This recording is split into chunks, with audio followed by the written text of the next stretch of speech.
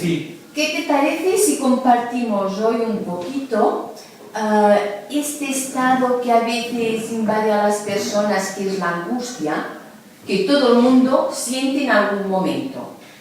¿Vale? Tú lo has sentido, ¿eh? Y aparte has sabido ponerle palabras. ¿Por qué no les hacemos un regalo a la gente y les leemos las frases que tú has escrito? Bueno, podemos empezar. ¿Te parece? ¿Sí? Va. La angustia es un pasar que te debe pesar. Es un sentir que te debe doler y no te deja sonreír. Muy bien. No corramos. Está muy bonita. ¿Vale? La angustia es un mal trago y amargo, y mis pies no quieren andar, y si lo he de pasado, no quiero recordar.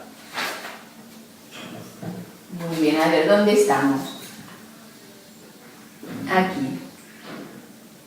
Pensar en la angustia no es de creer. Sentirla es un sufrir. Por ella no has de morir, tampoco te deja vivir.